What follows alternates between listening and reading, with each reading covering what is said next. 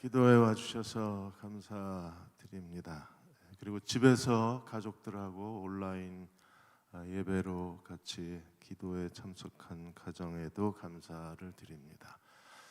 고립감이 많이 듭니다. 예배도 코로나19로 인해서 지금 고립된 예배를 드리고 한국 경제도 계속 이제 그 위기감이 현실화되고 있습니다. 그래서 정부 관료들 입에서 경기 하향, 경기 부진이라는 말이 나오기 시작을 하고 세계 경제가 거의 이제 멈춰져가는 현상이 일어나고 있습니다. 이럴 때 저희가 두려워하고 한숨 쉴 일이 아니라 더 겸손히 자신을 낮추고 기도하는 하나님의 자녀들이 되시기를 주의 이름으로 축원합니다. 오늘부터 금요 기도회는 하나님 뜻을 행하는 사람들 2020년 교회 표어입니다. 그래서 하나님 뜻을 행하는 사람들 기쁨, 기도, 감사 세 가지 주제를 가지고 같이 말씀을 나누고 같이 기도하는 시간을 가지려고 합니다. 3월에는 항상 기뻐하라 기쁨에 대해서 같이 나누겠습니다. 오늘이 무슨 날인 줄 아십니까? 오늘이 세계 수면의 날입니다. 잠 잘 자자 세계 수면의 날이 오늘 3월 13일입니다. 세계 수면 학회에서 코로나19 바이러스를 예방하려면 잠을 잘 자야 된다. 그렇게 해서 잠 잘 자는 방법 5가지 방법을 알려주었어요. 수면 시간이 짧으면 5시간 이하의 수면 잠을 자게 되면 인간의 몸의 면역 세포인 T세포가 활성화되지 않아서 면역력이 약해진답니다. 그래서 최소한 7시간을 주무셔야 된대요. 그래서 잠을 잘 자는 게 우리한테 굉장히 중요한 면역을 지키고 건강을 지키는데 중요한 일이다. 그랬어요. 최소한 7시간을 자야 된답니다. 우리가 영적 선장의 가장 중요한 면역력, 영적 면역력은 어디서 올까요? 영적인 면역력은 예배에서 옵니다. 그래서 우리가 하나님을 온전히 예배할 때 그 예배를 통해서 하나님이 우리의 영적 건강을 지켜주실 뿐 아니라 예배를 통하여 하나님과 믿음으로 동행하게 하여 주시고 그리고 하나님 안에 사는 자로 기름 부어 세워주실 수 있습니다. 그러므로 그리스도인은 예배에 온 힘을 다 기울여야 합니다. 그래서 3월 한 달 동안의 금요 기도에서 예배의 기쁨을 먼저 우리가 나누고자 합니다. 린덴 쿨리 목사님이 예배자의 기쁨을 회복하라는 책을 2004년도에 쓰셨어요. 아마 지금 이 책이 있을지 모르겠습니다. 2004년도에 이 책을 쓰셨는데 제가 3월 한 달 동안 금요 기도에 이 책을 잘 설명해 드릴 거예요. 책 안 사셔도 됩니다. 제가 잘 읽고 해석해서 잘 정리해서 예배의 기쁨에 대해서 3월 한 달 동안 같이 나누도록 하겠습니다.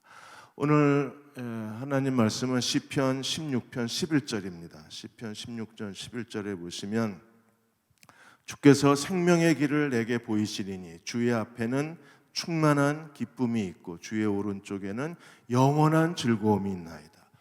주님이 생명의 길을 내게 보이시리니 생명의 길이 어떤 길이에요? 바로 예배자의 길입니다. 그 예배자의 길 생명의 길에는 뭐가 있습니까? 주의 앞에는 충만한 기쁨이 있고 그 다음에 주의 오른쪽에는 뭐가 있어요? 영원한 즐거움이 있나이다. 성경이 사라졌군요. 그래서 생명의 길을 걸어갈 때 뭐가 있습니까? 충만한 기쁨. 그리고 오른쪽에는 뭐가 있어요? 영원한 즐거움이 있습니다. 세번역에는 이렇게 설명을 했습니다. 주께서 몸소 생명의 길을 나에게 보여주시니 주님을 모시고 사는 삶에 기쁨이 넘칩니다. 주께서 내 곁에 계시니 이 큰 즐거움이 영원토록 이어질 것입니다. 생명의 길에는 어떤 게 있습니까? 하나님이 기쁨과 영원한 즐거움이 충만할 것이라고 약속해 주셨어요. 주님이 친히 생명의 길을 보여주셨습니다. 그 길은 주님을 모시고 사는 길입니다. 주님을 모시고 사는 길, 주님과 함께하는 삶에는 뭐가 약속되어져 있어요? 기쁨과 즐거움이 약속되어져 있어요. 그러므로 하나님 앞에 예배자로 산다는 것은 이미 하나님이 그 길에 그 주님과 함께하는 길, 주님을 모시고 사는 삶, 그게 바로 예배입니다. 마음을 다하여 예배하는 이 시대의 예배자가 되시기를 축원합니다. 그 참된 예배자가 주님과 함께 사는 사람들입니다. 진정한 예배자가 주님을 모시고 사는 사람들입니다. 그들은 예배를 통하여 하나님이 우리에게 주시는 영원한 기쁨과 영원한 즐거움을 얻는 사람이 될 수가 있습니다. 하나님과 우리는 어떤 관계인가요? 매우 특별한 관계입니다. 하나님과의 친밀한 관계. 그 친밀함 속에 진정한 예배가 있는 거예요. 계시록 3장 20절에 주님과 우리의 관계에 대해서 이렇게 설명했습니다. 볼지어다 내가 문 밖에 서서 두드리노니 누구든지 내 음성을 듣고 문을 열면 어떻게 돼요? 내가 그에게로 들어가 그와 더불어 먹고 그는 나와 더불어 먹으리라. 예수 그리스도를 개인의 구세주로 영접하셨습니까? 주님이 내 안에 계시고 내가 주님 안에 있는 걸 믿으십니까? 그럼 우리는 어떤 사람이에요? 우리는 날마다 그리스도와 함께 주님이 나와 더불어 내가 주님과 더불어 먹으리라. 진정한 코이노니아, 참된 친밀함. 그래서 하나님과 우리의 관계는 남편과 아내의 그 사랑의 관계요, 하나님과 우리의 관계는 아버지와 부모와 자녀의 그런 혈육적인 사랑 이상의 친밀함이 우리 안에 있는 거예요. 하나님께서 예수 그리스도의 피로 말미암아 우리의 모든 죄를 용서하시고 그리스도가 우리 안에 우리의 개인의 구세주와 삶의 주인으로 우리 안에 내주하셔서 성령을 통하여 내주하셔서 우리를 하나님 앞에 의롭다 하시고 하나님의 자녀로 거듭나게 하시고 우리가 하나님의 성전이 되어서 하나님을 예배하는 자로 세우신 것이 하나님의 구원입니다. 그러므로 우리가 하나님의 성전인 걸 믿으십니까? 하나님의 성전, 걸어다니는 하나님의 성전, 성전에서 해야 될 가장 중요한 삶의 거룩한 본질이 뭐예요? 하나님을 예배하는 일입니다. 그러므로 우리는 하나님을 예배할 때 우리 안에 거룩한 기쁨이 있고 하나님을 온전히 예배할 때 우리는 비로소 하늘의 즐거움으로 우리 마음을 채울 수 있는 거예요. 그러므로 마음을 다해서 예배를 드려야 합니다. 코로나19로 인해서 지금 한국의 교회, 지금 이제 미국에 있는 교회들도 온라인 예배를 드리기를 시작을 했습니다. 예배가 이제 금지되고 우리는 온라인 예배로 정상적이지 않지만 그래도 하나님을 예배할 수 있는 길을 찾았는데 그게 온라인으로 드리는 예배입니다. 지난 3월 7일 날 국회에서 코로나19 확산 방지를 위해서 종교 집회 금지 법안이 제출이 됐습니다. 민주당의 안민석 의원이 제출을 했어요. 그래서 그 157 의원 가운데 146명이 찬성을 하고 2명이 기권하고 9명이 포기를 했어요. 거부를 했습니다. 안민석 의원은 오산침례교회 안수 집사입니다. 근데 이 사람이 예배 금지 법안을 내서 통과시킨 거예요. 그리고 그날 이재명 도지사가 모든 한국 교회에 대해서 그 경기도에 대해서 종교 집회 전면 금지 긴급 명령을 내리려고 그러다가 교회가 반대해가지고 감염 예방 조치가 없는 집회만 중지시키는 법안으로 바꿨어요. 이재명 도지사도 오래전에 분당 우리교회 출석했던 분이십니다. 지금은 뭐 교회를 안 나가시지만 한국 교회를 경악하게 하는 두 법안이 3월 7일 날 전부 뭐를 공격하고 있어요? 뭐에 대한 법안입니까? 예배 금지 법안. 우리는요 자발적으로 코로나19 확산을 염려해서 교회가 자발적으로 성숙하게 예배에 대해서 우리가 스스로 자중하고 있는데 이렇게 정치적으로 법안까지 통과시키고 도지사의 긴급 명령까지 동원해서 예배를 중지시키려고 하는 거에 대해서는 교회가 정중하게 그 일에 대해서 항거를 하고 그거에 대해서 반대 의견을 내고 도지사의 긴급 명령을 바꾼 거예요. 왜 이렇게 합니까? 우리에게 예배는요, 선택이 아니라 우리는 하나님을 예배함으로써 하나님과 함께 살 수 있고, 하나님을 예배함으로써 하나님 앞에서 사는 자이기 때문에 그렇습니다. 우리 온전한 예배자가 되려면 두 가지를 잘해야 합니다. 첫째로, 누가 하나님을 온전히 예배할 수 있습니까? 하나님을 사랑하는 자가 전심을 다해서 하나님을 예배할 수 있어요. 예배를 하나님 앞에 드리기 위해서 우리에게 필요한 것은 예배 시설이 아닙니다. 잘 짜여진 예배 프로그램이 아닙니다. 잘 만들어진 교회의 여러 가지 예배의 그런 중요한 도구들이 아닙니다. 우리가 마음을 다해서 하나님을 예배하는데 정말 필요한 것은요, 시설이나 프로그램이나 아이디어가 아니라 우리가 하나님을 온전히 예배하는데 정말 필요한 건 뭐예요? 하나님을 사랑하는 마음입니다. 그분을 사랑하는 마음이 있을 때 우리는 충성된 예배자가 될 수 있고, 하나님을 사랑하는 마음이 있을 때 우리는 어떤 환경에서도 전심을 다하여 예배할 수 있어요. 바울과 실라가 빌립보 지하 감옥에서도 그들이 그 채찍질을 당하고 온몸에 피투성이가 되고, 그리고 온몸에 그 상처를 끌어안고 그들이 그 어두운 지하 감옥에서도 하나님을 찬송할 수 있었던 것은 하나님을 사랑했기 때문입니다. 거기에 무슨 예배실 올간이 있었나요? 그 지하 감옥에 무슨 예배 시설이 갖추어져 있나요? 스크린이 있나요? 아무것도 없습니다. 그럼에도 그들은 전심을 다해서 하나님을 예배하고, 감옥에 갇혀 있던 죄수들이 그 찬송 소리를 들을 수가 있었다고 했습니다. 요한복음 4장 23절에 예수님은 이렇게 말씀하셨습니다. 아버지께 참되게 예배하는 자들은 영과 진리로 예배할 때가 오나니 곧 이때라. 아버지께서는 자기에게 이렇게 예배하는 자들을 찾으시느니라. 하나님은 지금도 찾고 계신다 그랬어요. 누구를 찾아요? 이렇게 예배하는 자들을 찾으신다고 했습니다. 하나님이 많은 사람들이 예배를 드리지만, 그러나 하나님은 참된 예배자를 찾고 계신다. 어떤 사람들입니까? 영과 진리로 하나님을 예배하는 사람들입니다. 누가 영으로 예배 드릴 수 있나요? 누가 진리로 예배 드릴 수 있습니까? 신령과 진리로 예배 드리는 사람들은 어떤 사람들입니까? 그들은 마음을 다해서 하나님을 사랑하는 사람들입니다. 그 사랑하는 마음을 가지고 온라인으로 예배를 드려도 우리는 정말 능력 충만한 예배를 드릴 수 있어요.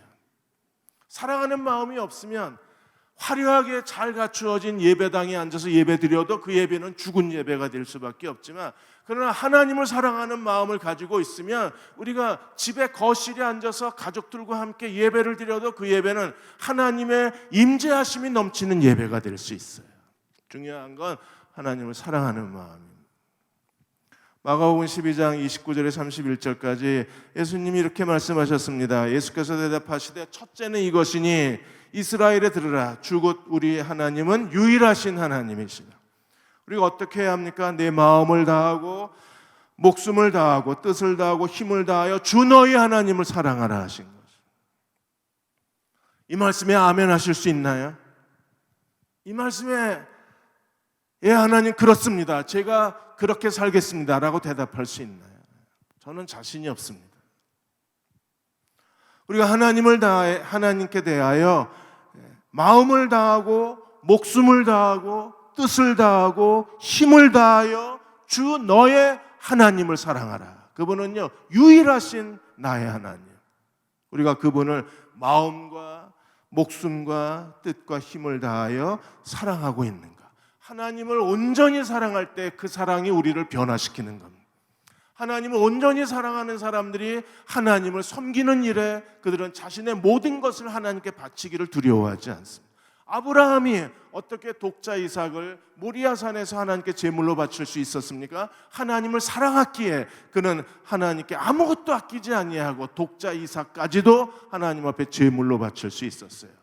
어떻게 그게 가능합니까? 하나님을 사랑했기 때문에. 아브라함은 마음과 뜻과 목숨과 힘을 다하여 하나님을 사랑했습니다. 하나님을 사랑하는 사람들은 하나님이 원하시는 게 무엇인가? 하나님이 원하신다면 그들은 하나님이 원하시는 뜻대로, 그분의 명령대로, 그분이 인도하시는 대로 기꺼이 오늘 순종하는 사람들이에요.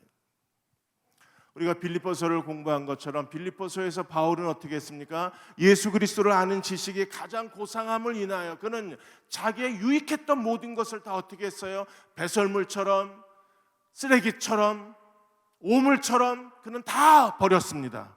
왜 그렇게 했나요? 그리스도를 얻고 그 안에서 발견되기 위해서. 누가 그걸 가르쳐 줬습니까?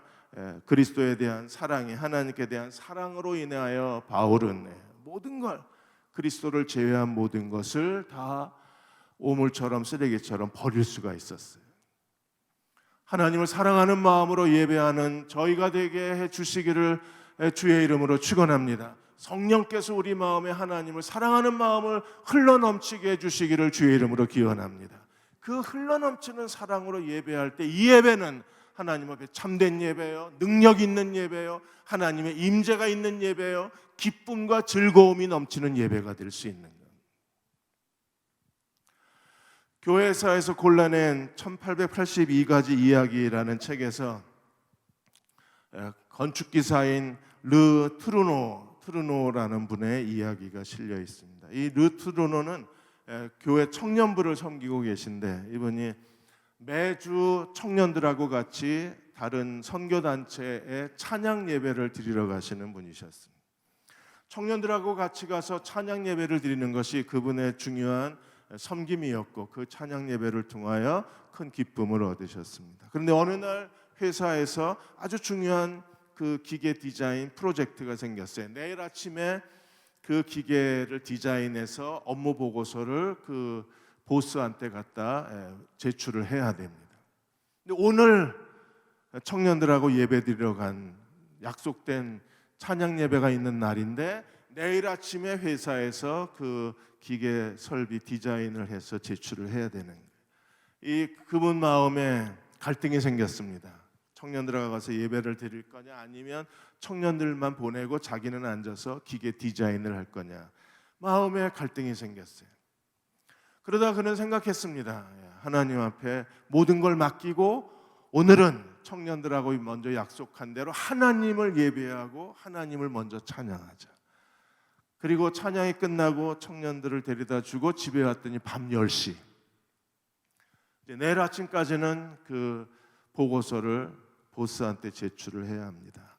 그는 한숨을 쉬고 책상에 앉았어요. 머릿속에 아무 생각이 없었습니다. 그런데 책상에 앉아서 설계 도면을 편 순간 불과 5분도 되지 않아서 그는 아이디어가 떠올랐고 그 아이디어에 따라서 그는 기계 설비 도안 디자인을 완성시킬 수 있었습니다.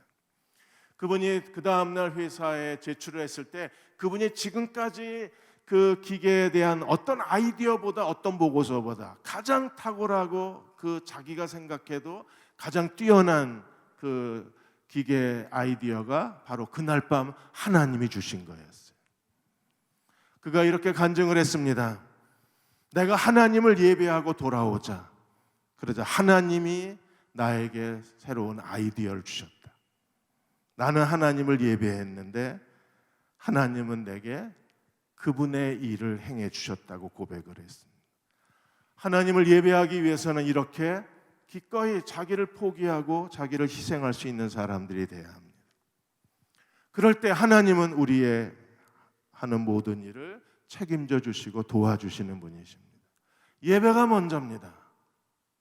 그러면 하나님이 우리를 도우시기 시작할 것입니다. 어떻게 이런 결정을 내릴 수 있어요? 하나님을 사랑하는 사람만이 무엇이 삶의 우선순위인가를 아는 거예요. 자기 인생에 우선순위가 어디 있으며 자기가 먼저 해야 될 일이 무엇인가를 아는 사람들. 누가 그렇게 할 수 있습니까? 하나님을 사랑하는 사람들이 그 결정을 내릴 수 있는 거예요. 두 번째로 우리는 하나님을 예배하는 자들을 하나님이 인도하시는 분이심을 깨닫게 됩니다. 우리가 온전히 하나님을 예배할 때 하나님은 우리에게 어떻게 하시는가? 예배에 대한 응답으로 하나님이 우리에게 무엇을 주십니까? 우리의 걸음을 인도하시는 분이십니다. 온전한 예배를 하나님께 드리면 그 결과로 하나님이 그분의 뜻대로 우리의 삶을 인도하신다는 거예요. 하나님 우리 한 사람 한 사람에게 하나님의 계획을 갖고 계십니다. 그리고 그 삶의 걸음을 지도하고 계신 분이십니다. 시편 37편 23절에 이렇게 말합니다. 여호와께서 사람의 걸음을 정하시고 그 길을 기뻐하시나니. 하나님이 우리의 삶의 걸음을 정하시는 분이심을 믿으십니까? 그 하나님이 정하신 삶을 우리가 어떻게 할 수 있어요? 하나님을 온전히 마음을 다하여 전심으로 예배하는 자에게 하나님이 그 길을 보여주시는 거예요. 하나님 모든 일을 하나님의 정하신 때에 우리의 걸음을 지도하시고, 정하신 때에 길을 열어주시고, 정하신 때에 우리의 삶에 하나하나 하나님의 계획을 성취해 주시는 분이십니다. 가장 중요한 것은 하나님의 정하신 때에 하나님이 일하신다는 거예요. 전도서 3장 1절에서 3절까지 이렇게 말했습니다. 범사에 기한이 있고 천하만사에 다 뭐가 있어요? 기한이 있고 때가 있습니다. 그래서 2절에 사람이 태어날 때가 있고 죽을 때가 있고, 심을 때가 있고 심은 것을 뽑을 때가 있고, 3절 죽일 때가 있고 치료할 때가 있으며 허물 때가 있고 세울 때가 있다. 모든 일은 다 뭐가 있어요? 하나님의 때가 있습니다. 그 하나님의 기한이 있습니다. 이 히브리어로 쪼멘이라고 합니다. 쪼멘이라는 것은 하나님이 정하신 시간이 되어야 하나님이 일하신다는 거예요. 예를 들어서 은행이 9시에 문을 열면 8시 59분이 돼도 은행문은 안 열립니다. 9시 정각이 돼야 은행문이 열리는 것처럼 하나님의 점에는 하나님이 정하신 때, 하나님이 정하신 기한, 하나님이 정하신 시간이 되어야 하나님이 일하시는 거예요. 제일 중요한 것은 하나님의 점엔을 알아야 돼요. 하나님의 점엔. 하나님이 언제 일하시는가를 아는 사람이 돼야 되는데, 하나님이 누구에게 그 길을 보여주시고 누구에게 그 길을 인도해 주실 수 있나요? 우리가 성경의 역사를 보면 우리가 전심을 다하여 하나님을 예배하고 하나님을 의지할 때 하나님은 그분의 쪼맨을 따라서 우리의 걸음을 지도해 주시는 하나님이십니다. 그 하나님을 믿으십니까? 그러니까 온전한 예배가 있는 곳에 하나님의 쪼맨이 있는 거예요. 하나님의 인도하심이 있는 거예요. 두 가지 중요한 하나님의 쪼맨의 법칙이 있습니다. 하나님의 인도하심은 반드시 과거에서 현재에서 미래로 나아가는데, 과거와 현재, 현재와 미래로 하나님 우리의 삶을 이동시키실 때 가장 중요한 게 있어요.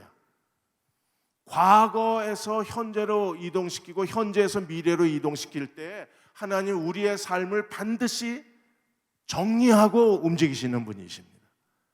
과거를 정리하지 않으면 그 과거에 우리가 향한 모든 잘못된 행동, 과거에 우리가 남겨놓은 여러 가지 상처들, 과거에 우리가 저질러 놓은 여러 가지 그 무례한 행동들, 불의한 행동들이 결국에 우리의 발목을 잡아서 하나님의 쪼맨이 됐는데도 하나님 우리를 인도하지 못하시는 거예요. 그래서 가장 중요한 게 하나님을 온전히 예배할 때 하나님이 우리 마음에 무엇을 정리해야 될 것인가를 보여주시고, 그것을 과거 청산하고 정리하고 삶을 깨끗이 했을 때 하나님이 그 다음 단계로 우리의 삶을 이동시키는 하나님이시라는 거예요. 우리의 가장 중요한 것은 하나님을 예배할 때만 이게 보여요. 하나님을 온전히 예배하지 않으면 내가 과거에 무슨 잘못을 했는지, 과거에 낡은 가방 속에 어떤 불의한 것을 숨겨놨는지, 과거에 우리가 하나님 앞에 어떤 범죄를 했는지, 과거에 사람들에게 어떤 상처를 줬는지, 과거에 우리가 어떤 아픔과 실수를 저질렀는지, 하나님을 온전히 예배하기 전에는 눈이 열려져서 그걸 봐야 되는데 눈이 가리워져서 보지를 못하는 거예요. 그래서 예배가 중요한 겁니다. 마음을 다해서 예배할 때 하나님이 깨닫게 하셔서 과거를 정리해야 새로운 내일로 인도하시는 거예요. 사무엘상 24장 17절에 19절까지 보시면 다윗이 사울을 죽일 기회가 있었는데 다윗이 사울을 죽이지 않아요. 그것 때문에 사울이 다윗에게 이렇게 고백을 하는 겁니다. 다윗에게 이르되 나는 너를 학대하되 너는 나를 선대하니 너는 나보다 의롭도다. 네가 나 선대한 것을 오늘 나타냈나니 여호와께서 나를 내 손에 넘기셨으나 네가 나를 죽이지 아니하였도다. 다윗이 하나님의 인도하심을 받으려면 사울이 죽어야 돼요. 그런데 사울을 죽일 기회가 있었는데 사울이 죽이지 않습니다. 그래서 19절에 사람이 그의 원수를 만나면 그를 평안히 가게 하겠느냐? 네가 오늘 내게 행한 일로 말미암아 여호와께서 내게 선으로 갚으시기를 원하노라. 사울을 죽일 기회가 있는데 다윗은 살려줍니다. 그리고 다시 죽일 기회가 있는데 또 살려주었어요. 결국에 사울이 죽기 전에는 하나님이 다윗을 이스라엘 왕으로 세우질 못하세요. 하나님이 언제 세우셨습니까? 사울이 죽은 다음에. 사울과 요나단이 같은 날에 죽어요. 그리고 바로 세웠나요? 아니요. 사울의 집과 다윗의 집 사이에 전쟁이 일어납니다. 그래서 사무엘하 2장에 보면 어떤 일이 벌어져요? 사울의 집은 점점점 약해져 가고 다윗의 집은 점점점 강해져 갔어요. 그리고 나서 하나님이 다윗을 유다 지파의 왕으로 세우시고 그리고 7년 뒤에 온 이스라엘의 왕으로 세우시는 거예요. 과거가 정리가 돼야, 그래야 하나님이 나의 내일을 만들어 주시는 거예요. 저는 대흥 침례교회가 어떤 교회인지 정말 잘 몰랐습니다. 그리고 여기 교회 하나님께서 저를 목사로 세우셔서, 그리고 제가 교회에 와서 기도했을 때 하나님이 제 마음에 아주 강하게 하신 말씀이 바로 과거 정리였어요. 대흥 침례교회가 앞으로 하나님께 능력 있게 쓰임 받고 복음과 하나님 나라를 위하여 유능한 교회가 되고 주님의 영광을 드러내는 교회가 되려면 과거를 청산해라. 과거를 정리해야 된다. 과거에 대한 용서, 과거에 대한 보상, 과거에 대한 깨끗함이 하나님께서 우리에게 요구하셨던 거였어요. 가장 큰 게 두 가지였습니다. 하나는 신학교에 대한 거였어요. 신학교와 대흥 침례교회는 한 몸과 같았답니다. 과거 역사에. 그래서 신학교가 대흥 침례교회에 있었고 대흥 침례교회가 신학교와 같이 있었던 그런 구조였기 때문에 하나님께서 신학교에 대해서 우리가 여러 가지 시설과 그리고 여러 그 신학교에 유익을 주었지만, 그러나 하나님이 원하셨던 것은 더 중요한 거였어요. 그래서 물질적인 보상을 원하셔서, 그래서 교협하고 장로님들하고 의논해서 우리가 신학교에 1년에 1억씩 4억을 보상을 했어요. 왜 이걸 하냐? 과거 청산입니다. 과거에 대한 정리입니다. 과거에 대한 보상입니다. 4억을 우리가 신학교에 준 이유가 거기에 있어요. 이거 하나님이 분명하게 말씀하셨고, 그리고 교회가 동의해서 이 일을 할 수가 있었습니다. 또 하나가 안 목사님이 어떤 잘못을 했는지 저는 잘 모릅니다, 사실은. 그리고 여러 가지 이야기들을 들었습니다. 그러나 하나님이 내게 말씀하신 것은, 그것은 내가 처리할 일이니까 교회가 해야 할 일을 해라. 그래서 하나님이 저에게 주신 게, 어쨌든 안 목사님이 하나님의 부르심을 받으시기 전에 그분의 대흥 침례 교회에 하나님께 드리는 헌신, 그분이 어떤 실수와 잘못을 저질렀는지는 저는 잘 모릅니다. 듣고 싶지도 않았습니다, 사실은. 근데 중요한 것은 그 일은 하나님이 정리하실 테니까 너는 교회를 정리하라고 내게 말씀하셔서, 그래서 주보에 지금 올로 목사님으로 올라가 있어요. 나머지는 하나님이 정리하실 거라 그랬습니다. 저도 문제가 생겼습니다. 작년에 재신임 받는 동안에 교회에서 너무나 큰 소란스러운 일이 일어나고 정말 부끄러운 일이 일어났어요. 저는 제 목회에 그런 일이 일어났다는 게 저에게 너무나 큰 좌절감이 되었습니다. 이제 7대 담임 목사를 선정하는데, 제가 이 7대 담임 목사 청빙과 함께 반드시 처리해야 될 게 작년에 일어났던 일을 깨끗하게 정리하는 일입니다. 진정으로 서로 용서하고 화해하고 화목하는 길을 찾아야 합니다. 하나님이 그 일을 이루실 거라고 믿습니다. 왜 이 일을 해야 합니까? 그래야 하나님이 내일 인도하실 수 있어요. 과거를 정리하지 않으면 하나님이 오늘 우리가 서 있는 현재에서 내일의 문을 열지 않으시는 거예요. 온 마음을 다해서 우리가 하나님을 예배하는 진정한 예배, 과거의 낡은 가방을, 과거의 죄를, 과거의 아픔을, 과거의 우리들의 허물을 낡은 가방에 가득 그 짐 싸가지고 다니면서 하나님을 예배한다고요? 그건 예배가 아닙니다. 우리가 가방을 다 정리하고 하나님을 예배할 때 그게 진정한 예배가 되어서 하나님이 우리의 내일을 인도해 주실 수 있는, 하나님께서 대흥침례교회 내일을 축복하시는 교회가 되게 해주시기를 축원합니다. 사울과 다윗의 생애를 비교해 보면 사울은 어떤 사람이었어요? 예배의 실패자입니다. 다윗은 어떤 사람이었어요? 하나님을 전심으로 예배했던 예배자였어요. 다윗은요, 하나님의 교회를 다윗성에 가지고 왔을 때 그가 어떤 예배자인가를 우리들에게 생생하게 보여주었어요. 다윗은 하나님의 교회 앞에서 어떻게 했습니까? 그가 세마포 옷을 입고 온몸으로 하나님을 예배하고 찬송함으로 인하여 어떤 일이 벌어졌어요? 하체가 다 드러났습니다. 사울의 딸 미갈이 업신여길 정도로 다윗은 이스라엘의 왕이 되어서 그는 전심으로 하나님 앞에 춤추며 예배했던 예배자였어요. 하체가 드러날 정도로 온몸으로 하나님을 예배했습니다. 그런데 사울은 예배의 실패자입니다. 다윗은 전심으로 하나님을 예배드렸던 참 예배자였어요. 사울의 예배의 실패에 대해서 이렇게 말합니다. 사무엘상 13장 9절에 블레셋과의 전쟁에서 사울이 어떤 실수를 저질렀어요? 사울이 이르되 번제와 화목제물을 이리로 가져오라 하여 번제를 드렸더니 사무엘이 오기로 한 일주일이 다 됐는데도 사무엘이 오지를 않자 사울이 어떻게 했습니까? 망령되게 선지자 제사장 외에는 하나님 앞에 예배 드릴 수 없는데 사울은 왕이 되어서 자기가 예배를 드리다가 스스로 하나님 앞에 버림을 받은 거예요. 예배의 실패자였어요. 15장에서 그는 한 번 더 크게 실패합니다. 아말렉과의 전쟁에서 15장 15절에 보시면 사울이 이르되 하나님이 진멸하라 그랬는데 양과 소에 좋은 걸 다 남겨놨잖아요. 그래서 사무엘이 이게 무슨 소리냐 그랬더니 사울이 이렇게 변명합니다. 이르되 그것은 우리가 아말렉 사람에게서 끌어온 것인데 백성이 당신의 하나님 여호와께 제사하려 하여 양들과 소들 중에서 가장 좋은 것을 남김이요 그 외의 것은 우리가 진멸하였나이다. 예배를 핑계 삼아 가장 좋은 것을 남기고 하나님께 버림받은 사람이 누구예요? 사울입니다. 정말 하나님 예배하려고 그랬나요? 아니요. 자기를 위하여 좋은 걸 남겨놓은 거예요.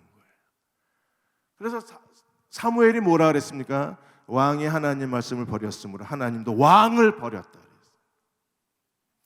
예배에 실패한 사람을 하나님이 쓰시지 않아요. 다윗이 하나님 마음에 합한 자가 되어서 그가 하나님의 모든 뜻을 행할 수 있었던 것은요, 다윗이 하나님 마음에 합한 자, 하나님을 온전히 예배하는 사람이었기에 그게 가능했던 거예요. 그는 예배하는 기쁨이 있었고 예배자의 길을 걸어갔던 사람이었고 다윗은 하나님과의 친밀한 교제, 하나님을 사모하고 하나님과 예배하고 얼마나 하나님을 예배하는 걸 즐거워했으면 다윗이 내 하나님의 집에 그 화려한 궁정보다 어디가 더 좋다 그랬어요? 성전 문지기가 있는 게 더 좋다 그랬어요.